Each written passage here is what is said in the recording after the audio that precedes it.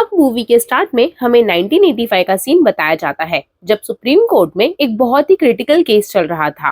साजिया बानो नाम की एक औरत ट्रिपल तलाक के खिलाफ जंग लड़ रही थी। उसका कहना था कि वो अपने पति अब्बास खान से बहुत प्यार करती थी, लेकिन दोनों के बीच कुछ ऐसा हुआ कि धीरे धीरे ये लड़ाई कोर्ट तक आ पहुंची। अब कहानी फ्लैशबैक में 1967 में जाती है।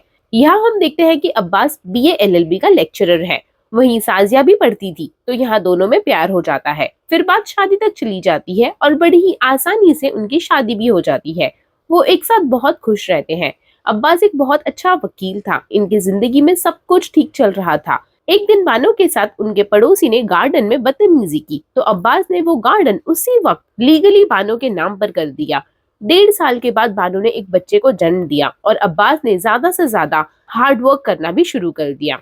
उसका घर आना भी कम हो गया था। वो बस बानो से फोन पे ही बातें किया करता था। वो फिर से प्रेग्नेंट हो जाती है और तब उसे एक बेटी होती है। लेकिन अब उनका रिलेशन पहले जैसा नहीं रहता। मतलब अब्बास हमेशा अपने काम में ही बिजी रहता है और वो बानो को ज्यादा टाइम भी नहीं दे पाता। इस वजह से बानो अपसेट हो जाती है, लेकिन वो हमेशा कोशिश करती है कि उनका रिश्ता फिर से पहले जैसा हो जाए। लेकिन अब्बास अपने काम में कुछ ज्यादा ही बिजी हो जाता है। इसके बाद एक दिन पड़ोस वाला आदमी बानो को बातें सुनाने लगता है, क्योंकि बानो के बच्चे कुत्तों के साथ खेल रहे थे और उस आदमी का कहना था कि मुस्लिम रिलीजन में ये सब पाप है। ये सब सुनने के बाद जब बानो अब्बास को कॉल करती है, तो अब्बास उसे कहता है कि वो बार बार उसे कॉल करके परेशान करना बंद कर दे। ये सुनने के बाद बानो को काफी बुरा लगता है, इसलिए वो अब्बास से रूठ जाती है। अब्बास जब वापस आता है तो वो बानो को मनाने की कोशिश भी नहीं करता, बल्कि वो अपना बैग पैक करने लगता है, जो देखकर बानो काफी हैरान हो जाती है। अब्बास उसे बताता है कि उसे प्रॉपर्टी के काम से पाकिस्तान जाना पड़ रहा है, लेकिन वो 3 हफ्ते में वापस आ जाएगा। साजिया बानो इस वक्त प्रेग्नेंट थी, तो अब्बास को तो साजिया के पास रहना चाहिए था, लेकिन वो पाकिस्तान चला जाता है।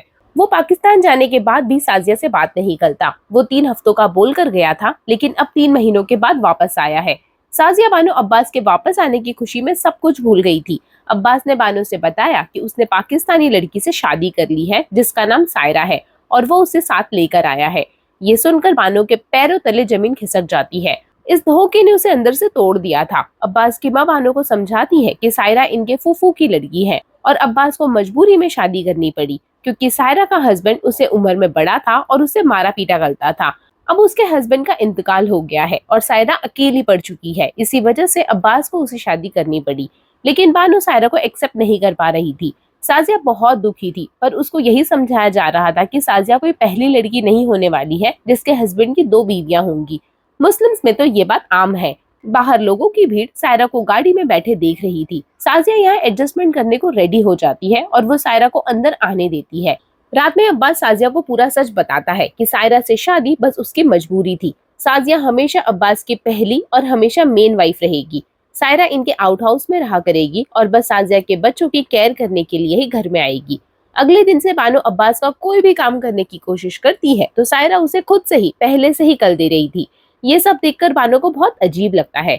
सायरा बानो से बहुत प्यार करती है और उसे आपा कहकर बुलाती है। सायरा के रिक्वेस्ट करने पर साजिया सायरा को मार्केट ले जाती है, ताकि उसकी जरूरतों की चीजें दिला पाए। बट साजिया सायरा को वो चीजें दिलाने का ट्राई करती है जो अब्बास को पसंद नहीं है, जिससे अगर अब्बास सायरा के पास भी गया तो वो वहाँ नहीं रुकेगा। बट ये चाल सायरा को समझ आ जाती है, क्योंकि ये अब्बास की सारी पसंद और नापसंद अच्छे से जानती थी। सायरा को अब तक साजिया एक आउटसाइडर फील करा रही थी। सायरा इस बात को नोटिस कर लेती है और वो बानो के ऊपर काफी गुस्सा होती है। वो बानो से कहती है कि वो जानबूझकर ऐसा सब कुछ कर रही है ताकि अब्बास उसके पास ना आए। अब यहाँ पर सायरा बानो को बताती है कि वो कोई चैरिटी में आई हुई चीज नहीं है। वो बताती है कि अब्बास बानो से मिलने से पहले सायरा को जानता था और तब से वो उससे प्यार करता है, लेकिन तब सायरा की शादी किसी और के साथ तय हो गई थी और इसी वजह से अब्बास ने बानो के साथ शादी की थी। लेकिन जब उसे पता चला कि सायरा के हस्बैंड की डेथ हुई है, तब वो फिर से उसके पास आ गया ताकि वो उसके साथ शादी कर सके। सायरा कहती है कि अब्बास पहले भी उससे प्यार करता था और अब भी उसी से प्यार करता है।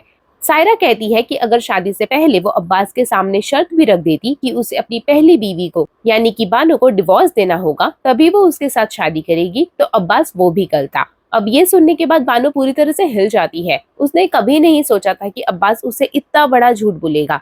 फिर नाइट में जब साजिया ने अब्बास से जवाब मांगने का ट्राई किया कि सायरा को आपकी प्राइवेट चीजों के बारे में पहले से कैसे पता है, क्या आप लोग पहले भी रिलेशनशिप में थे, तो अब्बास साजिया से फाइट करके उसे चुपचाप सोने का बोल देता है और खुद सायरा के रूम में चला जाता है। साजिया अब समझ गई थी कि उसके साथ कितना बड़ा धोखा हुआ है। अगले दिन से साजिया और उसके बच्चे एक तरफ थे और दूसरी तरफ अब्बास सायरा साथ में घूम रहे थे। अब्बास ने धीरे धीरे अपने बच्चों से भी बात करना बंद कर दिया था, पर साजिया तब भी एडजस्ट करती गई क्योंकि वो हमेशा अब्बास की फर्स्ट वाइफ रहेगी। ये तो अब्बास उसे चेंज नहीं कर पाएगा। दूसरी औरत तो हमेशा सायरा को ही बोला जाएगा। ऐसे ही टाइम बीतता गया और अभी सायरा भी माँ बनने वाली है। अब्बास के पास तो साजिया और उसके बच्चों के लिए एक भी दिन नहीं होता था। फिर अपनी एनिवर्सरी वाले दिन साजिया खुशी खुशी अब्बास से उसकी एक शाम मांगने के लिए जाती है। साजिया इतने में ही खुश हो जाती है, बट अब्बास ने आज भी साजिया को मना कर दिया और तमाशा ना करने का बोला। साजिया और उसके बच्चे घर के कोने में पड़े रहते थे, जिनको अब्बास कभी देखता भी नहीं था। आज साजिया से बर्दाश्त नहीं हुआ। वो बच्चों को लेकर अपने पापा के घर रहने चली गई। जब अब्बास घर आया तो उसने देखा कि साजिया तो जा चुकी है। ये बात सुनकर अब्बास बानो के ऊपर काफी गुस्सा होता है। अब ऐसे ही कुछ और दिन बीत जाते हैं और अब्बास को बानो की माँ का कॉल आता है और वो उनसे कहता है कि वो बच्चों के खर्चे के लिए हर महीने 400 रुपए भेज देगा। अब्बास की सालाना इनकम 70,000 थी। फोन कट होने के बाद बानो उनकी माँ से पूछती है कि क्या अब्बास ने उसके बारे में कुछ पूछा, लेकिन अब्बास ने बानो के बारे में कुछ भी नहीं पूछा था, जिसकी वजह से बानो काफी उदास हो जाती है। बानो के पापा की बात करें तो उसके पापा मौलाना थे। बानो भी वहाँ पर सिलाई का काम करके कुछ पैसे कमाने लगी थी। अब ऐसे ही कुछ और दिन बीत जाते हैं। कुछ महीने तक तो अब्बास ने 400 रुपए भेजे, लेकिन उसके बाद उसने वो पैसे भेजने भी बंद कर दिए। अब बानो अकेली 3 बच्चों की परवरिश नहीं कर पा रही थी। वो अब्बास को कांटेक्ट करने की कोशिश करती है, लेकिन कांटेक्ट नहीं हो पा रहा था। इसलिए मजबूरन बानो को वापस से अब्बास के पास आना पड़ता है। बानो को देखकर अब्बास को लगता है कि वो हमेशा के लिए यहाँ आ गई है, लेकिन ऐसा नहीं था। बानो यहाँ अपना हक मांगने के लिए आई थी। उसने अब्बास से कहा कि वो उसके बच्चों का हक दे दे, क्योंकि अब उसने तो रुपए देने भी बंद कर दिए हैं। अब्बास इस पर कहता है कि बानो खुद से ही अपनी मर्जी से अपने घर गई थी, मैंने तुम्हें यहाँ से नहीं निकाला, और वो उसे कोई पैसे नहीं देगा। अगर वो एक अच्छी औरत है तो उसे अपने पति की हर बात माननी चाहिए। यहाँ अब्बास कहता है कि मैंने तुम्हें जाने के लिए नहीं कहा था, मैंने तो शादी करके सवाब का काम किया है। जिस पर बानो कहती है कि सवाब ही करना था तो नमाज पढ़ते, कुरान पढ़ते, रोजा रखते, शादी करना कौन सा सवाब का काम है। बानो ने उसे ये भी कहा कि वो बच्चे जितने उसके हैं उतने अब्बास के भी हैं। आखिर अकेली माँ उन दिनों बच्चों की परवरिश कैसे करेगी, और मैं अपने बच्चों का हक लेकर रहूंगी। इतना कहकर गुस्से में बानो वहां से चली जाती है। उसके जाने के बाद सायरा भी अब्बास को समझाती है कि बस 400 रुपए की ही तो बात है, तुम उसे वो दे क्यों नहीं देते। वो इतना बड़ा लॉयर है, 400 रुपए अपने बच्चों के लिए दे देगा तो क्या होगा। आखिर वो बानो के साथ ऐसा क्यों कर रहा है। लेकिन अब्बास सायरा की बात भी नहीं सुनता, क्योंकि अब उसका ईगो हर्ट हो गया था। उसे बानो को सबक सिखाना था। बानो के पिता अब एक काजी के पास जाते हैं और उन्हें अपनी बात बताते हैं, जिस पर काजी कहता है कि बानो को घर से इस तरह नहीं आना चाहिए था। उसके साथ जो भी हुआ है इसमें वो कुछ भी नहीं कर सकते हैं, ना ही वो अब्बास से ये कह सकते हैं कि वो उसे पैसे दे। अब ये सुनने के बाद बानो के पापा समझ जाते हैं कि ये लोग उनकी बेटी का साथ नहीं देंगे, जिसके बाद वो बानो से कहते हैं कि बानो सही है और उसे अपने हक के लिए लड़ना होगा। ये रास्ता मुश्किल होगा, लेकिन वो हमेशा उसके साथ रहेंगे। अब ये सुनने के बाद बानो का भी हौसला बढ़ जाता है, जिसके बाद वो कोर्ट जाती है, लेकिन वहाँ पर उसका कोई वकील नहीं था। जज बानो से कहता है कि अगर बानो को अपनी शिकायत देनी है तो उसे सबसे पहले एक वकील लेना पड़ेगा, उसके बाद ही वो कोई बात कर सकते हैं। साथ ही वो बानो को एडवाइस करता है कि उसे मुस्लिम कोर्ट जाना चाहिए, क्योंकि ये सारे मैटर वहीं पर सॉल्व हो सकते हैं। लेकिन बानो कहती है कि वो वहाँ पर गई थी, लेकिन वहाँ पर वो लोग उसका साथ देने के लिए तैयार नहीं है। अब ये सुनने के बाद जज कहता है कि सबसे पहले बानो को अपना लॉयर हायर करना होगा। तभी वहाँ पर बेला नाम की लॉयर थी, जो बानो से कहती है कि वो उसका केस ले लेगी। बानो को बस ये कहना होगा कि वो उसकी लॉयर है। बेला के साथ वहाँ पर फराज भी था और वो दोनों मिलकर बानो का केस लड़ने वाले थे। अब बानो के पास लॉयर था। सेक्शन 125 के तहत केस दर्ज हो जाता है।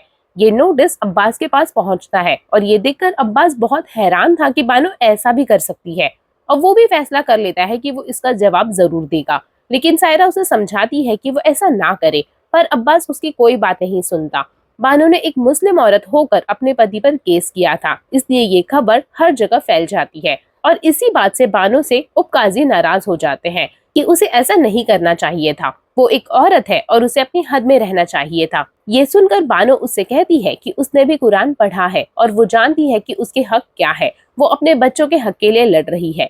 ताकि बच्चों को एक अच्छा फ्यूचर दे सके। और कुरान में औरतों को भी हक दिए गए हैं और मर्दों को भी अपनी लिमिट बताई गई है, लेकिन इस बारे में औरतों को नहीं बताया जाता है ताकि वो चुप रहकर सब कुछ सहती रहे। अब अब्बास के घर वाले बानो को अपने पास बुलाते हैं। अब्बास की माँ भी उसे समझाती है कि बानो को इस तरह से कोर्ट नहीं जाना चाहिए था। ये हमारे घर की बात थी और ये मसला यहीं पर हल हो सकता था, लेकिन बानो के पास दूसरा कोई रास्ता बचा भी नहीं था। कुछ देर के बाद अब्बास भी वहाँ पर आ जाता है। वो मुस्कुराते हुए बानो से कहता है कि उसने जो किया तो किया, लेकिन अब वो उसका जवाब देगा। ये कहते हुए वो बानो को 3 बार तलाक देता है, वो भी एक ही सांस में, और साथ ही साथ उनके मेहर के जो 2,000 रुपए की रकम थी वो भी बानो को दे देता है। बानो ये सब देखकर हैरान थी, क्योंकि उसने कभी नहीं सोचा था कि उसका पति एक झटके में उससे रिश्ता खत्म कर देगा।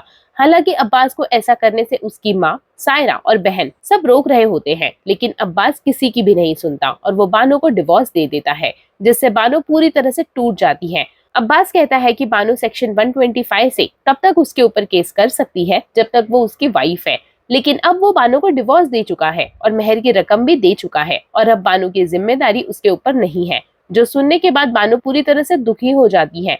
वहीं जब बेला को इसके बारे में पता चलता है तो वो बानो से मिलने आती है। यहाँ बानो उसे बताती है कि किस तरह से अब्बास ने उसे गलत तरीके से डिवोर्स दिया है। मतलब कुरान में लिखा गया है कि डिवोर्स ऐसे देने से पहले उन्हें 3 महीने का टाइम देना होता है, जिसके बाद दोनों परिवार वाले मिलकर बात करते हैं और इसका तलाक ना हो इसकी कोशिश करते हैं। लेकिन उसके बाद भी अगर हस्बैंड और वाइफ तलाक लेना चाहते हैं तो सबके सामने तलाक दिया जाता है, लेकिन अब्बास ने ऐसा कुछ भी नहीं किया।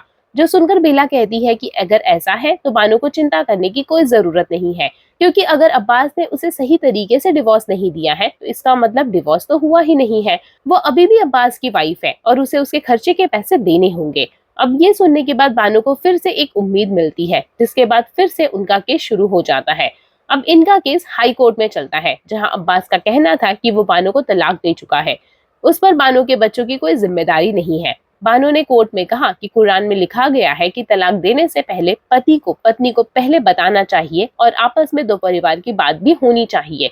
साथ ही उसे दूसरी शादी करने से पहले भी अपनी पहली बीवी को बताना चाहिए था, लेकिन अब्बास ने ऐसा कुछ भी नहीं किया। बानो की सारी बातें सुनकर अब्बास खामोश हो जाता है। उसके खिलाफ बोलने के लिए अब्बास के पास कुछ भी नहीं था। वहीं बेला बताती है कि कुछ साल पहले तायरा नाम की लड़की का भी तलाक हुआ था। तब फैसला हुआ था कि उसके पति को तायरा को लाइफ टाइम मेंटेनेंस देना होगा, और ये बात उसने मानी भी थी। उसी तरह अब्बास को भी बानो को पैसे देने होंगे, जिसके बाद जज फैसला करते हैं कि अब्बास को बानो को हर महीने 120 रुपए देने होंगे। ये जानते हुए कि पैसे काफी कम थे, लेकिन बानो इसके लिए तैयार थी, क्योंकि उसने अपने हक की लड़ाई लड़ी थी और वो केस जीत चुकी थी। यहाँ हमें पता चलता है कि अब्बास जानबूझकर खामोश हो गया था ताकि वो ये केस सुप्रीम कोर्ट तक ले जाए, क्योंकि जो लड़की तायरा थी उसके मेंटेनेंस के पैसे का फैसला सुप्रीम कोर्ट में दिया गया था और अब्बास इस फैसले को चैलेंज करना चाहता था। अब्बास ये केस जानबूझकर हार गया था, क्योंकि जो केस जीत गया है वो सुप्रीम कोर्ट में अपील नहीं कर सकता है। अब्बास हार गया था और अब वो सुप्रीम कोर्ट में अपील कर सकता है। बेला ने अब्बास से कहा कि वो केस लड़ने के लिए तैयार है। वहाँ बानो जो सिलाई का काम करती थी, अब लोग उसके पास काम भी नहीं करवाते थे, क्योंकि लोगों का मानना था कि जो बानो कर रही है वो सरासर गलत है। वो अपने मजहब के खिलाफ जा रही है, इसलिए लोग उसके घर पर हमला करते हैं और बानो का यहाँ रहना बहुत मुश्किल हो जाता है। अब वो अपने परिवार को और ज्यादा खतरे में नहीं डालना चाहती थी। यहाँ उसे याद आता है कि अब्बास ने बगीचे वाला जमीन उसके नाम पर किया है, जहाँ पर उनका आउट हाउस था, इसलिए बानो अपने बच्चों के साथ वहां पर चली जाती है। अब्बास उसे रोकने की कोशिश करता है, लेकिन अब वो कुछ भी नहीं कर सकता था, क्योंकि उसने खुद ही ये जमीन बानो के नाम पर ली थी। इसलिए बानो अपने बच्चों के साथ वहां पर शिफ्ट हो जाती है। अब ये सब देखकर सायरा अब्बास को समझाती है कि वो इस तरह से बिहेव करना बंद कर दे और सुप्रीम कोर्ट में अपील ना करे, लेकिन अब्बास उसकी कोई बात सुनने के लिए तैयार नहीं था। जिसके बाद सायरा बानो के पास जाती है और उसे कहती है कि आखिर वो ये सब क्यों कर रही है। जिस पर बानो कहती है कि जब सायरा शादी करके यहाँ पर आई थी तो बानो ने उसे एक्सेप्ट कर लिया था, लेकिन जब सायरा ने देखा कि बानो उसकी रिस्पेक्ट नहीं करती है तो उसने अब्बास का सारा सच बानो को बता दिया, ये जानते हुए भी कि जब अब्बास का सच बानो के सामने आएगा तो उनके बीच झगड़ा होगा। लेकिन फिर भी उसने सच बताया, क्योंकि वो चाहती थी कि उसे वो रिस्पेक्ट मिले जो वो डिजर्व करती है। ठीक वैसे ही बानो भी यहाँ पर ये सब इसीलिए कर रही है क्योंकि उसे भी रिस्पेक्ट चाहिए। वो कहती है कि वो अब्बास से बहुत प्यार करती थी, लेकिन बस प्यार काफी नहीं होता, रिस्पेक्ट भी इम्पोर्टेंट होती है और उसी के लिए वो ये सब कर रही है। अब ये सुनने के बाद सायरा भी उसकी बात समझ जाती है, जिसके बाद वो हमेशा बानो की हेल्प करती रहती है। लेकिन इसी बीच बानो के पापा की डेथ हो जाती है और बानो के पापा ने मरते वक्त भी यही लिखा था कि बानो सही है और उसे अपने हक के लिए लड़ना होगा। ये देखकर बानो काफी ज्यादा रोती है। तो वहीं अब्बास भी देखता है कि उसका बेटा उससे काफी नफरत करता है, वो उससे बात तक नहीं करना चाहता था। ये देखकर अब्बास को काफी बुरा लगता है, बट उसके लिए उसका ईगो सबसे ज्यादा इम्पोर्टेंट था। जिसके बाद सुप्रीम कोर्ट में केस शुरू हो जाता है, जहां पर अब्बास का कहना था कि हमेशा ये लोग लॉ के नाम पर उनके लॉस को चेंज करने की कोशिश करते हैं। साथ ही वो कहता है कि पहले इंडिया का पार्टीशन बस एक रिलीजन की वजह से नहीं हुआ था, बल्कि दोनों रिलीजन इसके लिए जिम्मेदार थे। लेकिन आज भी जब लॉयल्टी प्रूव करने की बात आती है तो बस मुसलमानों को ही उसी नजरिए से देखा जाता है और उन्हें हर बार अपनी लॉयल्टी प्रूव करनी पड़ती है। वो कहता है कि उनके लॉ के मुताबिक ये केस काफी सिंपल था, उसने बानो को डिवोर्स दे दिया है और उसकी जिम्मेदारी खत्म हो चुकी है। लेकिन ये केस फिर भी यहाँ तक आया, यानी कि कहीं ना कहीं उनके कल्चर की यहाँ पर डिसरिस्पेक्ट हो रही है। अब ये सारे पॉइंट्स सुनने के बाद बानो भी अपने पॉइंट्स जज के सामने रखती है। बानो कहती है कि उन्हें बचपन से ही कुरान पढ़ाया सिखाया जाता है। उन्हें दूसरे लोग बताते हैं कि कुरान में क्या लिखा है, जबकि कुरान में खुद कहा गया है कि लोग उसे खुद पढ़े और खुद समझें। तो वो कहती है कि आखिर उन लोगों को कोई मौलवी आकर क्यों बताए कि उसमें क्या लिखा हुआ है। क्या वो खुद नहीं पढ़ सकते और जो कुरान में लिखा है उसे वो फॉलो नहीं करते, बल्कि उसे हमेशा अपने हिसाब से चेंज करते हैं और वही रूल उनके ऊपर थोपे जाते हैं। बानो कहती है कि यहाँ पर लड़ाई हिंदू मुस्लिम या किसी और से नहीं है, बल्कि यहाँ पर लड़ाई उसके हक के लिए है, क्योंकि वो एक इंडियन औरत है। वो भले ही एक मुस्लिम है, लेकिन कानून को भी उसे अपने राइट देने होंगे। वो ये नहीं कह सकते कि तुम्हारा लॉ अलग है, क्योंकि जब कोई मर्डर होता है तो लॉ ये नहीं कहता कि ये लॉ दूसरे कास्ट में आता है, यहाँ पर हम फैसला नहीं कर सकते। ठीक वैसे ही अगर वो एक मुस्लिम लेडी है तो क्या हुआ, उसकी नेशनैलिटी इंडियन है, इसलिए यहाँ पर उसके हक में फैसला होना चाहिए। साथ ही वो बताती है कि उसके पापा ने उसका नाम बहुत ही प्यार से रखा था, लेकिन अगर आज उसे हक नहीं मिला तो सब लोग यही समझेंगे कि वो गलत थी और फिर कोई भी बाप अपनी बेटी का ये नाम नहीं रखेगा। यहाँ पर बानो कहती है कि कई बार उसे ऐसा लगा कि उसे ये सब बंद कर देना चाहिए, लेकिन हर बार उसे यही डर लगता है कि क्या होता अगर आगे उसके बच्चे भी किसी लड़की के साथ ऐसा ही करते, या फिर उसकी बेटी के साथ उसका पति ऐसा ही करता। अब ये सब सुनने के बाद जज अपना फैसला सुनाते हैं। वो कहते हैं कि उन्होंने कुरान को और इंडियन लॉ को मद्देनजर रखते हुए ये फैसला किया है। ये फैसला किसी कम्युनिटी का या फिर किसी रिलेशन की औरत का नहीं, बल्कि एक इंडियन लेडी का है और उसे अपना हक मिलना चाहिए। इसलिए हाई कोर्ट ने जो डिसीजन लिया था कि बानो को 120 रुपए मिलेंगे, वो भी लाइफ टाइम के लिए, ये सही है। ये फैसला करके वो किसी कम्युनिटी के खिलाफ नहीं जा रहे हैं, बल्कि वो उनकी लॉ की रिस्पेक्ट करते हैं। कुरान और लॉ को मद्देनजर रखते हुए उन्होंने ये फैसला सुनाया है। अब ये सुनने के बाद बानो काफी खुश होती है, क्योंकि फाइनली वो केस जीत चुकी थी। भले ही उसे अपना हक मिलने में 10 साल लग गए थे, लेकिन फाइनली उसे वो मिल ही गया था। अब 1985 में बानो फाइनली केस जीत गई थी। भले ही उसे ये हक मिलने में 10 साल लग गए थे। केस जीतने के बाद बानो लड़कियों को भी कुरान पढ़ाने लगी, ताकि उन्हें भी अपने हक पता चले। ये कहानी एक ऐसी औरत की है जिसने अपने हक के लिए पूरा सिस्टम हिला दिया था, और साजिया की इसी जीत के साथ ये मूवी यहीं पे एंड हो जाती है। अगर आपको ये एक्सप्लेनेशन पसंद आया हो तो प्लीज इस वीडियो को लाइक करें, ज्यादा से ज्यादा शेयर करें, मेरे चैनल को सब्सक्राइब करें और बेल आइकन को प्रेस करना ना भूलें। कमेंट में मुझे बताइए कि आपको ये मूवी कैसी लगी। मिलती हूँ आपसे नेक्स्ट वीडियो में, तब तक के लिए बाय बाय।